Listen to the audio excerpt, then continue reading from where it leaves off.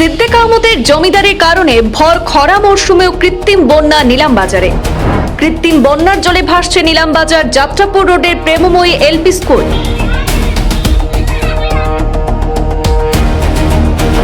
নিজের জমিতে মাটি ভরাট করে বাজারের নিকাশি ব্যবস্থা বন্ধ করে দিয়েছেন বিধায়ক সিদ্দিক আহমদ। নিকাশি নালায় ওভারফ্লো হয়ে জলে ডুবেছে নিলামবাজারের সবচেয়ে বড় এলপি স্কুল সহ ব্যস্ততম যাত্রাপুর রোডের আংশিক। নিকাশি নালা করে দেওয়ার আশ্বাস বারংবার দেওয়া হলেও তা বাস্তবায়ন হয়নি বলে অভিযোগ বিধায়ক তথা প্রাক্তন মন্ত্রী সিদ্দিক আহমদের বিরুদ্ধে। ৩৬ লক্ষ টাকার সরকারি প্রকল্পের কাজ বিধায়কের মালিকানাধীন জমিতে হয়েছে বলে চাঞ্চল্যকর অভিযোগ সামনে এসেছে। ভর খরা মরশুমে সমষ্টির বিধায়কের পদক্ষেপে জনভোগান্তির সৃষ্টি হয়েছে বলে স্থানীয়দের দাবি। মন্ত্রী কৃষ্ণেন্দু পালের গোচরে বিষয়টি এনে হস্তক্ষেপের দাবি জানিয়েছেন ভুক্তভোগীরা। আসাম বিধানসভার মধ্যে সবচেয়ে ধনী বিধায়কের শিরোপা পেয়েছেন, আমরা সংবাদ মাধ্যমে রেখেছি। এই জন্য উনি ধন্যবাদ জানাচ্ছি আমি এই কারণে, কেন ধনের দিক দিয়ে ধন্যবান হয়েছেন কিন্তু উন্নতির দিক দিয়ে এই দৃশ্য, ধনের দিক দিয়ে ধন্যবান হয়েছেন কিন্তু উন্নতির দিক দিয়ে এই দৃশ্য, এটা কোনো গ্রামের দৃশ্য নয়, এটা দক্ষিণ করিমগঞ্জ বিধানসভা কেন্দ্রের প্রাণ কেন্দ্র বলা যায় নিলামবাজার। নিলামবাজারের যাত্রাপুর রোডের অদূরেই রয়েছে দক্ষিণ করিমগঞ্জের বিধায়ক তথা প্রাক্তন মন্ত্রী সিদ্দিক আহমদের জমি। দীর্ঘদিন ধরে সেই জমির পাশ দিয়ে বাজারের নিকাশি ব্যবস্থা সংযুক্ত ছিল হাখাই খালের সঙ্গে। সিদ্দিক আহমদ সরকারি প্রকল্পের টাকায় নিজের জমি ভরাট করে নিকাশি ব্যবস্থা বন্ধ করে দেওয়াতে সমস্যার সৃষ্টি হয়েছে বলে অভিযোগ উঠেছে। ভর খরা মরশুমেও ড্রেন ওভারফ্লো হয়ে ডুবে আছে ১০১ নম্বর প্রেমময়ী নিম্ন বুনিয়াদী বিদ্যালয় সহ ব্যস্ততম যাত্রাপুর রোডের আংশিক। অথচ যাত্রাপুর রোডেই রয়েছে সার্কেল অফিস, সহকারী ভূবাসন আধিকারিকের অফিস, অগ্নি নির্বাপক কেন্দ্র, ভেটেরিনারি হাসপাতাল সহ প্রায় ৬টি গ্রামের মানুষের একমাত্র যোগাযোগ ব্যবস্থা। স্থানীয় পঞ্চায়েত প্রতিনিধি তথা স্থানীয় মন্ডল বিজেপির দক্ষিণ করিমগঞ্জ মন্ডল সম্পাদক তথা নিলামবাজার ফারুমপাশা জিপির ২ নম্বর ওয়ার্ড সদস্য জ্যোতিষ্ক পোদ্দার, প্রেমময় স্কুলের পরিচালন সমিতির সভাপতি হেলাল উদ্দিন, পঞ্চায়েত সদস্য আব্দুল মনিম, ওঙ্কার নাথ, অন্তু পোদ্দার, হরেন্দ্র শুক্লবৈদ্য এবং নূর খান প্রমুখ এলাকার বাসিন্দারা কৃত্রিম বন্যার মতো পরিস্থিতির জন্য বিধায়ক সিদ্দিক আহমদকে দায়ী করে দ্রুত সমস্যার সমাধানে মন্ত্রী কৃষ্ণেন্দু পালের আশু হস্তক্ষেপের দাবি জানিয়েছেন। আমাদের এখানে বর্তমান পরিস্থিতির জন্য আমি আমাদের এলাকার বিধায়ককে ধন্যবাদ জানাই, কেননা উনি আমাদের আসাম বিধানসভার মধ্যে সবচেয়ে ধনী বিধায়কের শিরোপা পেয়েছেন, আমরা সংবাদ মাধ্যমে রেখেছি। এই জন্য উনি ধন্যবাদ জানাচ্ছি আমি এই কারণে, কেন তিনি ধনের দিক দিয়ে ধন্যবান হয়েছেন কিন্তু উন্নতির দিক দিয়ে এই দৃশ্য, এটা কোনো গ্রামের দৃশ্য নয়, এটা দক্ষিণ করিমগঞ্জ বিধানসভা কেন্দ্রের প্রাণ কেন্দ্র বলা যায় নিলামবাজার। এই সামনেই ১০০ মিটার দূরে আছে নিলামবাজার সার্কেল অফিস, যে অফিসের উপর পুরা সাউথ করিমগঞ্জের মানুষ নির্ভরশীল, যে কোনো কাজে এই অফিসে আসত। সেই রাস্তার এই অবস্থা, কেননা এই রাস্তার যে জল নিষ্কাশনের ব্যবস্থা নেই। আজকে নিলামবাজার যে বাজার, আজকে আমাদের করিমগঞ্জ জেলা পরিষদের মধ্যে একটি বাজার আছে জেলা পরিষদের আন্ডারে, যেটা সবচেয়ে বড় বাজার নিলামবাজারের বাজার।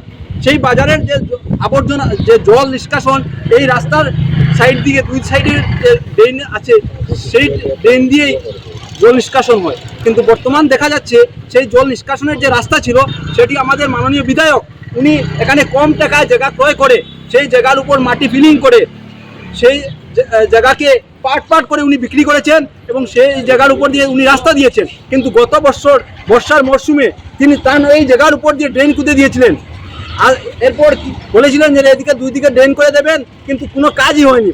উনি আমাদেরকে বহুত আশ্বাস দিয়েছেন, একবার নয় বারবার আশ্বাস দিয়েছেন, কেননা সার্কেল অফিসে বসে তিনি আশ্বাস দিয়েছেন যে ড্রেন হবে। আজকে দেখুন ৩ মাস থেকে কোনো বৃষ্টি নেই, কিন্তু আপনি দেখতে পাবেন রাস্তার উপর নোংরা জল এসে গেছে। আর যদি বৃষ্টি হয়ে যায়, আধা ঘন্টা বৃষ্টি হওয়ার পরে এখানে কৃত্রিম বন্যা হবে। এখনও আমি মাননীয় বিধায়ক সিদ্দিক আহমেদকে বলছি, উনি এখন শেষ সময় কিছু করে যান, যে উনি তো যেটা করেছেন উনার ব্যক্তিগত তহবিল করেছেন, কেননা উনি আজকে সংবাদ শিরোনামে আমরা দেখেছি উনি আসাম বিধানসভার মধ্যে ধনী বিধায়ক হিসেবে স্বীকৃতি পেয়েছেন, কিন্তু উন্নয়নের দিক দিয়ে কিছু করেন দেখে নিলামবাজার, সাউথ করিমগঞ্জের নিলামবাজারের প্রাণকেন্দ্রে এই অবস্থা। আজকে সার্কুল অফিস বলুন, ফায়ার ব্রিগেড বলুন, ভেটেরিনারি অফিস, হসপিটাল যেগুলো আছে, মানুষ যাবে কীরকম? এই প্রেমময় স্কুলের অবস্থা, পাশে বাচ্চারা, এই প্রেমময় স্কুলের পাশে যে ড্রেন, বাচ্চারা অসুস্থ হচ্ছে এই ড্রেনের যেগুলো জমা জলের দুর্গন্ধ থেকে। বর্তমানে রাস্তার উপর জল আছে। আমি তোর সঙ্গে আমাদের কর্মবীর মন্ত্রী আমাদের পিডব্লিউডি মন্ত্রী মাননীয় কৃষ্ণেন্দু পাল মহাশয়কে আমরা বিনম্র অনুরোধ জানাচ্ছি যে উনি এটার উপর দৃষ্টি দেওয়ার জন্য, নিলামবাজারকে রক্ষা করার জন্য আমি মাননীয় মন্ত্রী কৃষ্ণেন্দু পাল মহাশয়ের কাছে বিনম্র অনুরোধ জানাচ্ছি। এখন এই স্কুলের এসএমসির সভাপতিকে কিছু বলার জন্য আমি অনুরোধ করছি। 2023-24 ইংরেজির যখন ফ্লাড হয়েছিল তখন তাই অত্র এলাকার মুরব্বী ও যুবকসকল লইয়া কথা দিছিল আমরা যে আমি ইমিডিয়েট 3 মাসের ভিতরে এটা করাইয়া দিয়া। 2024-25 আবার জল হয়েছে, আবার যাত্রাপুর রোড বন্ধ হয়েছে। Circle office, fire brigade office, veterinary office, PHE office, অতএব 15টা গ্রামের মানুষ ওই রাস্তা দিয়ে যাতায়াত করে। তখনও আমরা সার্কেল অফিসও বিধায়ক মহোদয় আমরা কথা দিছিলাম যে ইঞ্জিনিয়ার এসডিও তারা আনাইছেন, আনাইয়া আমরা কথা দিছেন যে এটা স্কিম ধরো।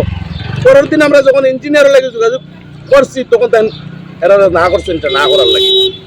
এই বিধায়ক আমরা আসামের মাননীয় মুখ্যমন্ত্রী হিমন্ত বিশ্ব শর্মার অত্যন্ত প্রিয় মানুষ, তাদের 40 লক্ষ টাকা দামের ইঞ্জেকশন দেন।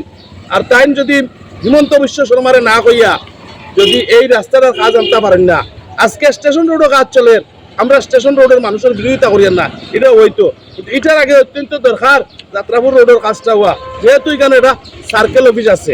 এই এর পাশেও আছে আমাদের স্কুল 101 নম্বর স্কুল।